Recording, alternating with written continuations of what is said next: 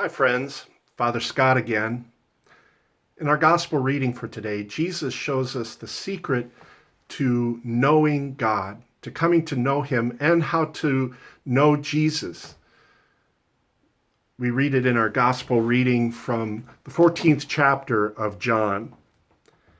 Jesus said, "Whoever loves me will be loved by my Father, and I will love him and reveal myself to him." Judas, not the Iscariot, said to him, "Master, then what happened that you will reveal yourself to us and not to the world?"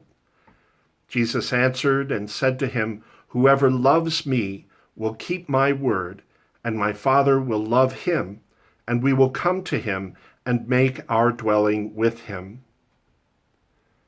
The key to knowing God is love, and that makes perfect sense, because God is love. And so if we're going to be open to God, that means we have to be open to love. Now, there are lots of reasons why people might not be open to love.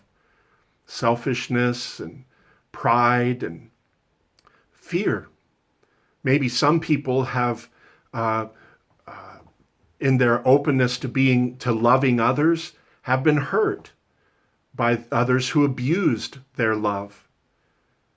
And so that makes it part of our job in the world to be people who bring healing to those broken hearts and help them to see that they can open themselves up to others, especially to God. And God never disappoints. In our first reading for today from the book of Acts, Paul reminds us that God sends us every beautiful thing and every good thing and supplies this world with everything that we need for our health and our happiness. God is the source of love and of all good, and we see it all around us in this beautiful world that He's made and in the faces of those that He has made and the loving relationships that we have experienced. Those are signs of His love and signs of who He is.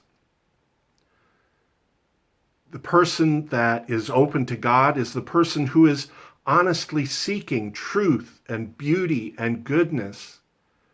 The person who is seeking those things, whether they realize it or not, is seeking God. And we have all been made to seek those things. And we've all been made for love. So there's something in each one of us that is already looking for God, even if we can't put a name on that desire.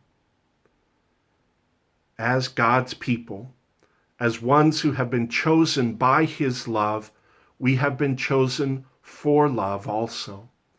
We have been chosen to be God's love in the world and to put a face on that love that we see all around us in the beauty of the world. To help people to know the source of all that goodness and all that beauty. To help them to know God through Christ, who lives in our hearts and wants to live in their hearts as well. In a way that makes our job a lot easier as messengers of the gospel, because with that desire already there and all of the witnesses in creation that God has already placed out there for people to see, we just get to speak the words. We just get to proclaim the source of all this goodness. May God open our hearts up to love so that we can be love in the world. May God help us to love others so that His love can flow through us and into the lives of those who need to know Him and are seeking Him. God bless you, and I'll be talking to you again soon.